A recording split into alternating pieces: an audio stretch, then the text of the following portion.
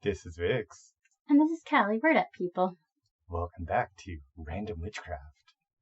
Yes, we have a bit of an announcement to make before we start this episode. Yeah, from now on, until further notice, we are going to be posting every other week. Yeah, life has been getting a little hectic. And it's not so easy to put on an episode every week. Gives us more time to research. And especially because from today's topic, we've been doing a lot of healing. Yeah, there's a little disclaimer with today's episode. There are some triggers that could be. Also, we are not nor ever going to give medical advice because we are not medical professionals. Very much so. We do advise you that if something starts to trigger you, please turn off the episode and go seek medical attention from a trained professional. Yes. Now, on to the topic.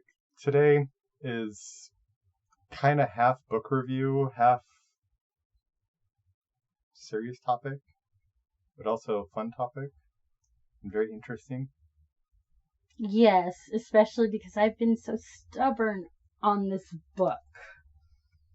Mind you, I am one to admit right now, I laughed hysterically when Vix tried handing me this book in Barnes & Noble, and I was like, excuse me? Like, so much so that one of the employees is like, are you okay? Do we need to get some medical attention for you? Yes, we are talking about Heal the Witch Wound by Celeste Larson. Yes. It is a very interesting book. It touches a lot on, in the first part of the book, on history. Specifically surrounding, like, the burning times. And the second part of the book is finding ways to heal that witch wound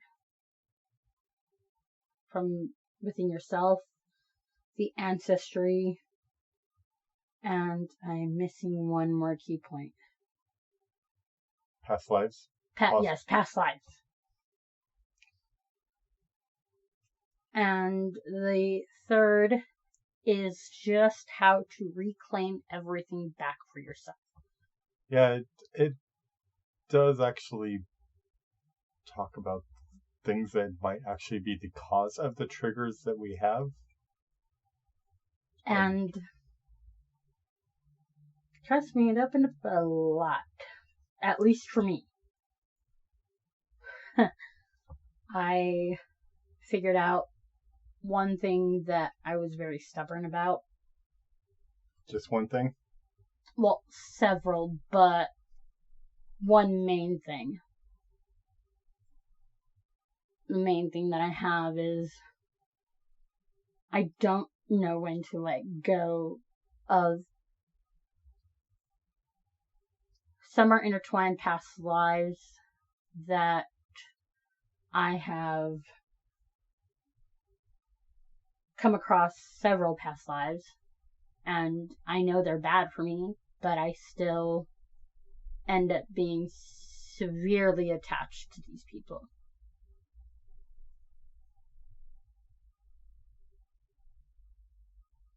Yeah. I tend to hold on to people also that I shouldn't. I think I might have a little bit of abandonment issues.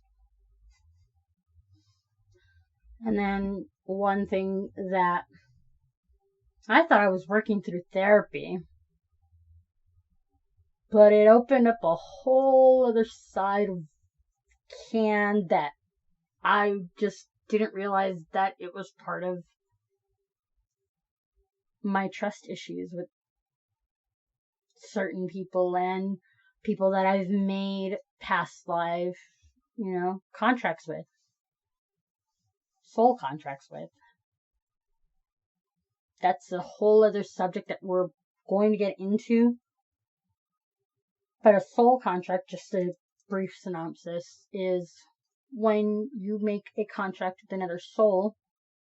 It can be a twin flame contract, or it can be just somebody that you made a contract with in a past life that helps you learn lessons that you need to learn, or a protector, or can be considered even a close family, a soul family member. What is the basis of a twin flame? Basis of a twin flame is someone that, well, at least to my understanding, let me put that out there. At least to my understanding and my research of twin flame, is kind of like what me and you have. Soul family, but just stuck to each other. Someone that you don't really need to verbally communicate with them, but they understand that you are going through something or you need help.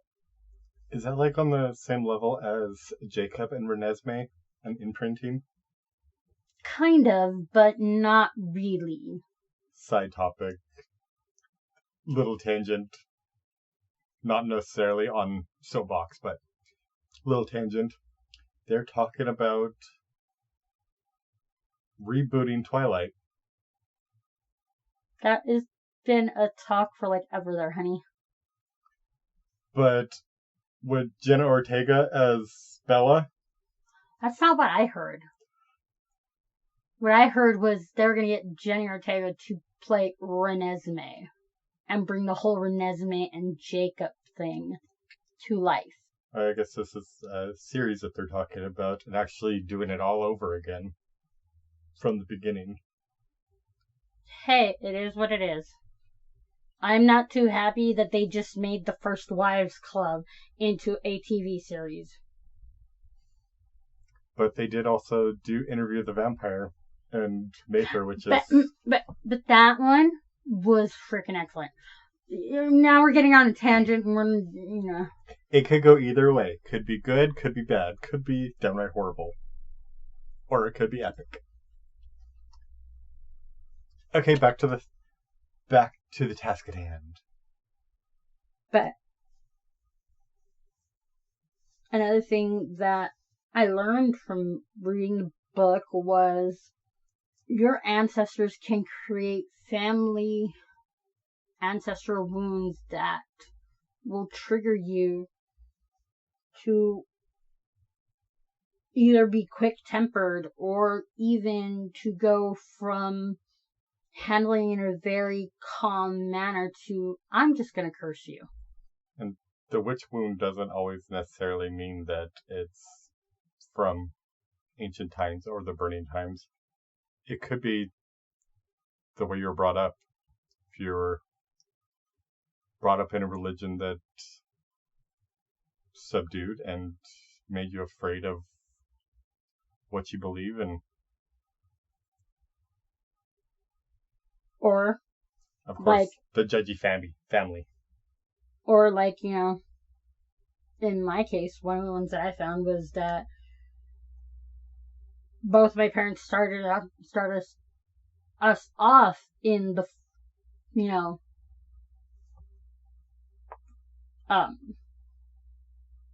Santeria, and then switched us to being Catholic and pounded that strong into us. There is a lot of ties between the two. There is, but the way that we were raised with it, when in the beginning, where we still did the animal sacrifice, using everything from the animal that we sacrificed. That could also fall under folk practices. Mm-hmm. You could still be Catholic and sacrifice animals to the old gods. True, but not a lot of people still do it. There's a lot of people that are fully against that because it is harming an animal. But how did we live in the old days? You had to freaking slaughter the animal and be grateful and thankful to the animal for giving its life to give you nourishment. Well, that comes from the modern times we live in. We're too far removed from the slaughterhouses of the food that we actually eat. True, but then again, I messed up one time down in Mexico when we were visiting my grandparents. Talk about, Mom, where's the bacon at? Grandpa ends up pulling me up by my pigtails going, let's go, we'll go get the bacon. That could be a witch wound in itself. But then that's where I got my love for knives, so. There's nothing like seeing an animal be on the business end of the butcher knife. True, but if y'all out there haven't noticed, I do have a little bit of a morbid sense of humor sometimes. Okay, all the time. And me, the one that says I want to ritually murder people, or ritual murder. Ritual murder. Like somebody asked me. Necrophilia. There's nothing like cracking open a cold one. Nah. But somebody asked me on Thanksgiving, so have you stabbed anybody today? Not just you. Somebody else. And I was like, look. People better be happy that I'm using my knife skills on the food and not on people that make me murdery. I did see a meme earlier. Like, here, carve the turkey because we all know you like to stab things in the back.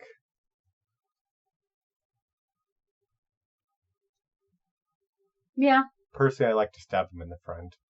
That way they can look at me while I'm poking them. And that, my good friends, is all the double innuendo there. Well, I wasn't really referring to poking them in the back door. But you can reach the back door from the front. Oh, yeah. So then you're still stabbing him. There's nothing like having legs wrapped around your neck. I'd rather have a hand wrapped around my neck. Back scratches are always good. And kitty meow. Die Greg. But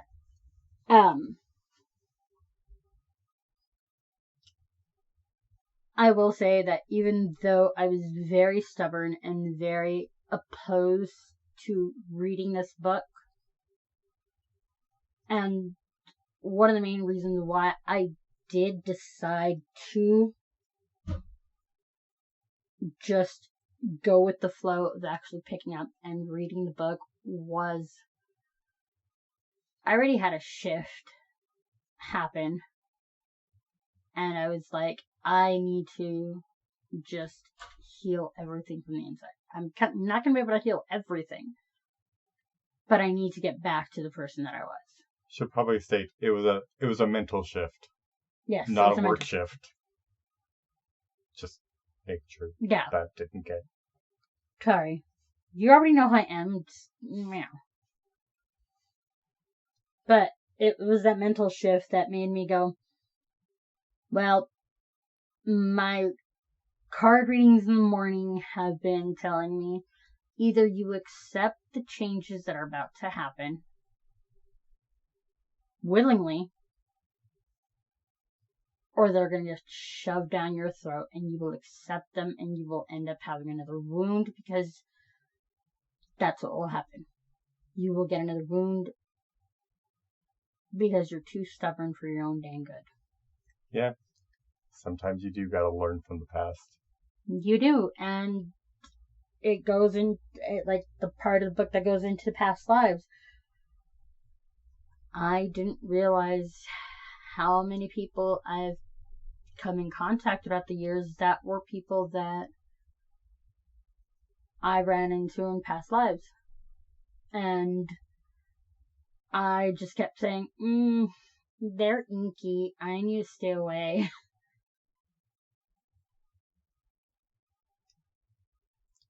Mommy, he made me ink. No, it's, oh my god, you guys made me ink. It's not Mommy. Mommy, Charlie bit me. I'll bite you again. Hi. Kinky. In all actuality, the book really does help. Kind of gives you a different way of doing shadow work. I would agree with you on that. It does give you a different way. Not on doing the shadow work, but approaching the shadow work in a safer, calmer way. Yeah, finding the reasoning behind a lot of those triggers that aren't necessarily just deep in your psyche and the reasons why they happened in the first place. Very much so.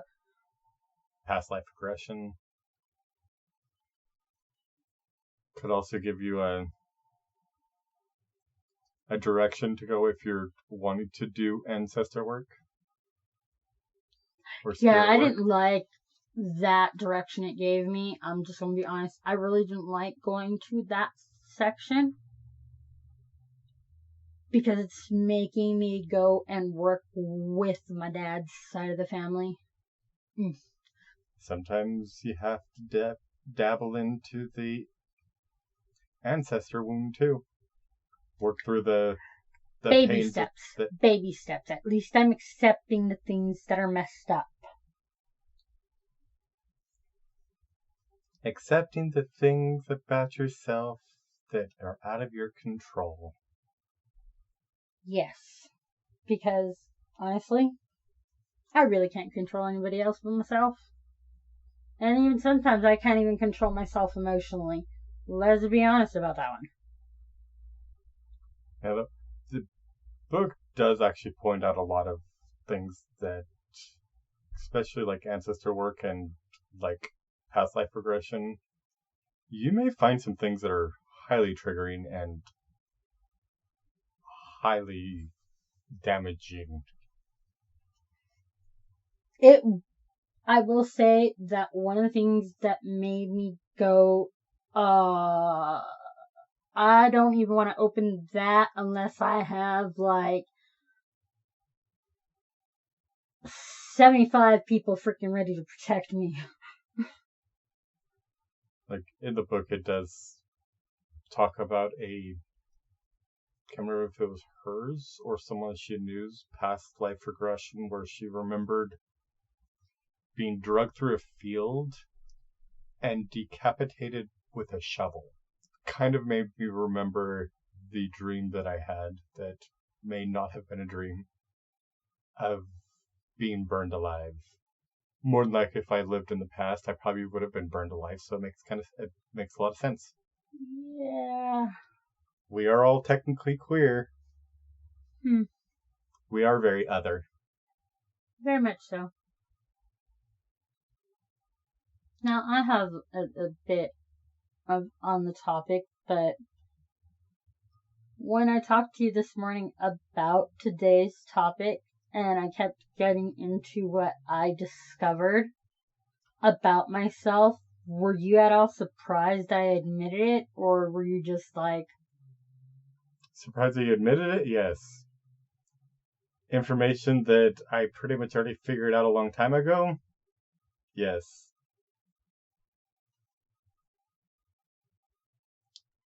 Sometimes being an empath, you get information that... Trust me, I know. You have to let the other person figure out on their own. And this is coming from the person that's blood bonded to me. Hey, we've made that contract a long time ago. You were supposed to help me not mess up. protect you from... keep you from doing stupid shit? Are you forgetting I'm the one that's with you, standing next to you?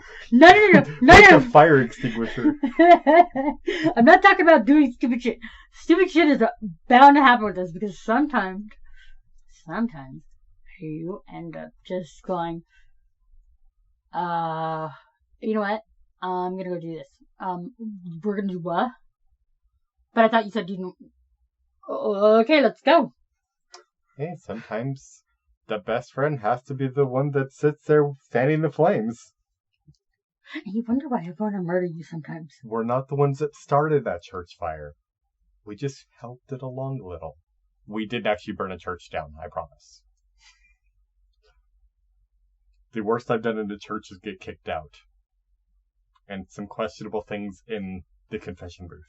But it was a nice secluded place with the altar boy. I won't even go what I've done in the church. Oh, please share. I have no shame in my game. I will end up saying what I did. I'm waiting. I've had sex in the middle of Mass. When you say sex, is this referring of insertion? Yes, I was sitting of genitalia? I was sitting on my boyfriend's lap with a skirt on. You're not supposed to be sitting on people's laps in the pews. Do I give a fluff? That's why the Catholic churches have the knee rests. Great for giving blowjobs. Or doggy style. Great acoustics. Also, really good to have sex on the altar. That could be considered a sacrifice. Yeah. Sacrificing bodily fluids. Well. In the name of... Well, when you take one of the virginity, gods. Sacrificing a virgin. That makes sense. Off on the confessional. I've done way too many things in confession booths. Yeah, true. Or the Catholic drive-thru. Yeah, I heard someone call a confession booth the Catholic drive-thru. So, I love that. I love that statement. Yep. It's very accurate. Very much so. But that's neither here nor there, and frankly, when somebody did tell me that I was going to hell for what I just did, and I was like, well, I'll be seeing you there right next to me. Pop culture reference. A woman told that to Lady Gaga. She turned around, looked her straight in the face, walked up, kissed her on the mouth. Well, you're going with me. I love Lady Gaga when she has her smart-ass moments like that. I just find it funny when someone's like, I put the hell in hello. Yes. Or unlike me and you when we used to drive around in a Camaro, hop in, motherfucker, we're going to hell. Well, if you think about it, you did adopt the name Morningstar. Yes, I did. That would be a good web series. The Morningstar Confessions. Dabble in the darkness. Do you know how many people have already commented on my name? Actually, I think that's going to be my YouTube channel. The Morningstar Confessions. A web series of dark ways. Or crooked ways. Either way. But yeah, no, people have... As we both know, I can't do anything straight. Does anybody ever do anything straight? Well, I do one thing straight. Straight to bed. Yeah, after a drink. You so just made it sound like I drug people. I'm talking about for yourself. Oh, okay. I didn't say I was going to bed by myself. Don't you love our crooked ways? But But with everything, after this mental shift happened within me, and me now getting more of a center from this book, I'm not trying to manifest this into happening, but I feel that a lot of people are going to fall off even more than they have.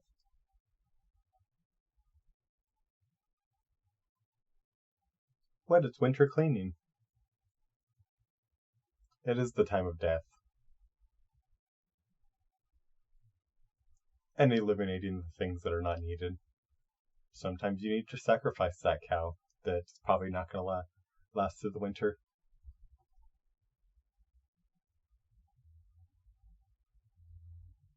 Very true. It's sad. It's bittersweet, I should say. It's bittersweet because a part of you knows that you have memories, connections with whoever is being sacrificed. But when it comes down to it, would you rather continue making those memories with that person that you're just going to continue digging the knife deeper and deeper?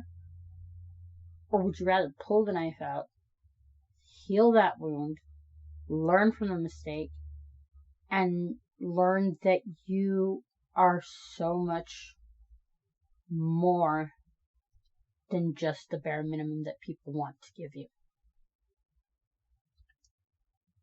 Well, sometimes you have to deal with that mental shift.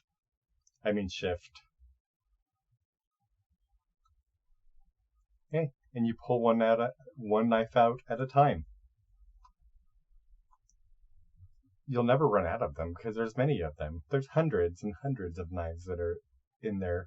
Some are a little bit deeper wounds. I've noticed I don't have knives in the wounds. Well, you do like to crochet. You just crochet those wounds closed.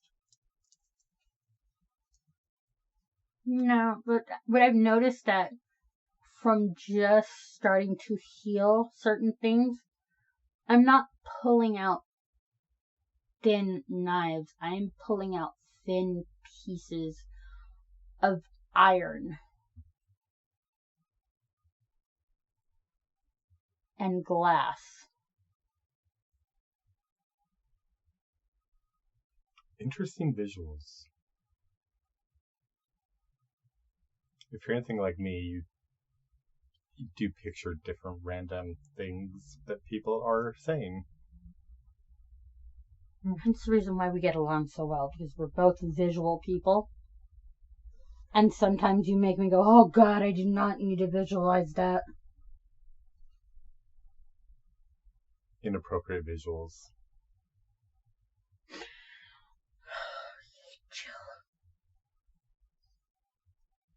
You did not need to think that. I don't know what you were thinking I was thinking, but I was thinking of a red-haired Joker naked. Sure, we'll leave it at that. What? He was half naked on Shameless. Yeah.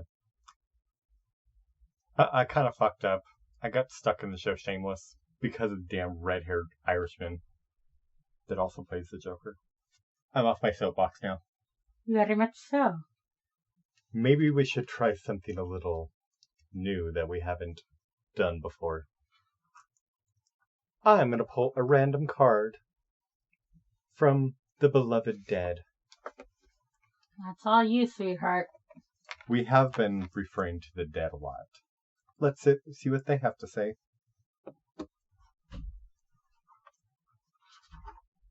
Well, they say play. Let's see what play has to say. Play. Let the good times roll. When this card comes knocking on your door, it asks, can you come out and play? All work, obligations, chores.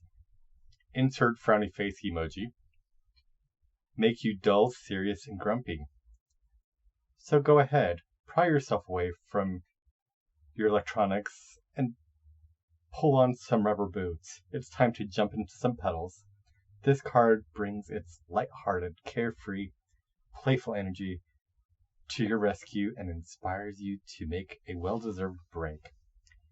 Thumb your nose at what's currently expected of you and jump, skip, and hula hoop, even if it's in attitude.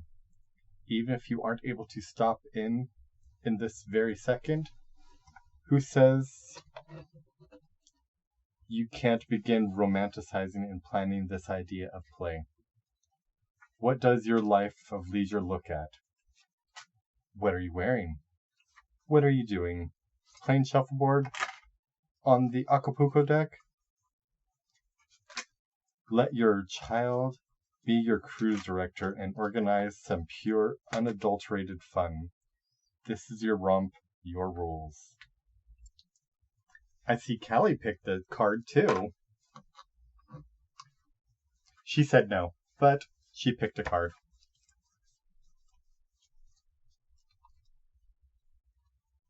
She picked appearance. It says when you receive this card, it's indicating an individual or loved one by details relating to their physical appearance, eyes, smile, true or false, teeth, face, hair, skin, clothes, expressions, makeup, posture.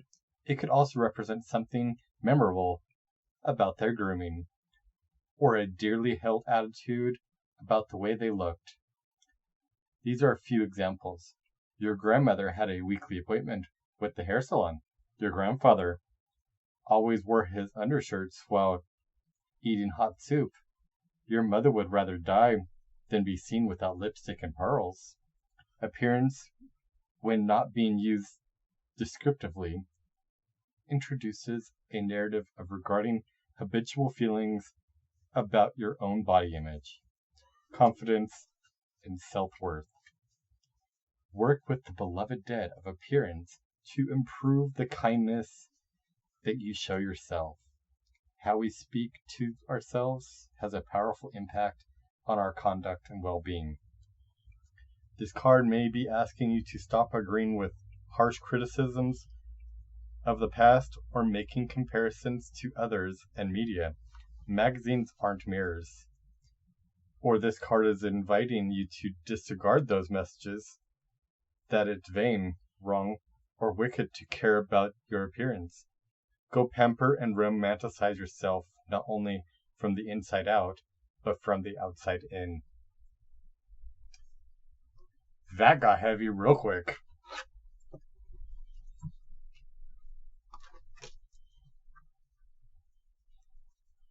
And a little bit more ASMR.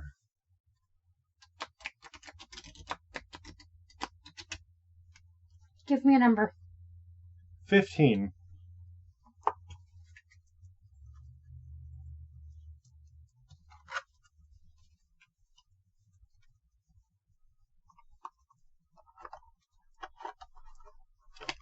And here you go. This is the one for our people here. Why are we trying to give our people drama?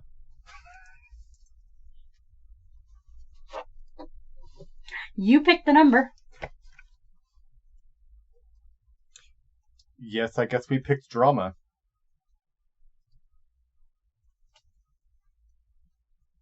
When drama takes center stage, it validates a theatrical spirit born to tread the boards, galvanizing audiences with strenuous lungs and expertly manipulated emotions. It warns the roar of the crowd. It wants the roar of the crowd. The smell of the grease paint, shouts of bravo, and flowers at the dressing room door, with cards saying, break a leg, old sport. Therapeutically, drama reminds you that not all comedy and tragedy is placed out on stage. If this card resonates with a well-rehearsed pattern of strutting and fretting and involves a tale full of sound and fury, signifying nothing, you can see why Shakespeare's Scottish play is cursed. Characters who habitually impose episodes of conflict and chaos are poisoning every scene. These bad actors can't stop themselves from pulling focus at celebrations, get-togethers, and otherwise happy occasions, and embody their agendas to not only disrupt, but also to entice others into their fray. Their whole personal universe revolves around the shaky sense of self, and they'll suck you in like a black hole.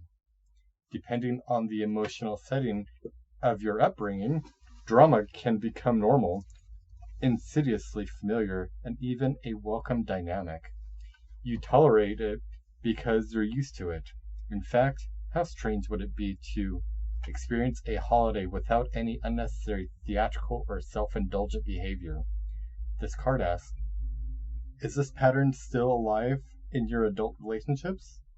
The beloved dead of drama reminds you that you have a choice. If you're being enticed into quicksand, don't engage, because you can't win. You can't expect rational behavior from an irrational personality. Drama says that while distance is an advisable antidote, if you can't remove a problematic person from your life, set boundaries, become the dispassionate observer in their presence. Dum dum dum. And you didn't think that it was going to be fitting?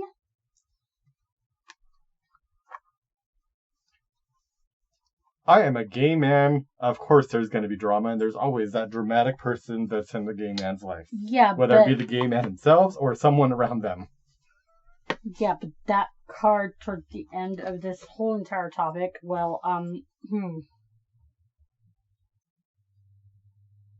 Coinkydink? I think not.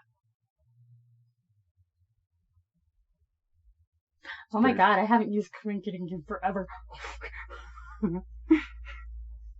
On that note, that card definitely did say to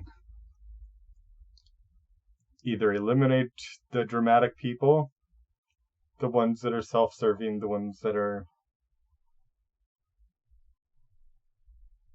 always about themselves.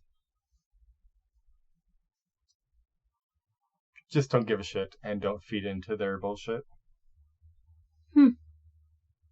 And funny how I end up getting appearance and how people have been telling me I've become vain.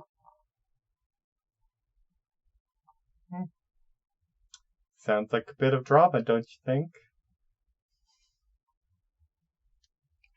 Well, this has been Random Witchcraft with Vix.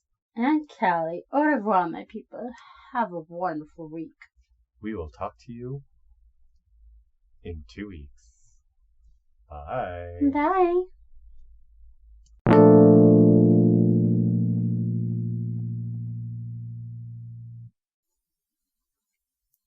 Just one more thing before we sign off for the day.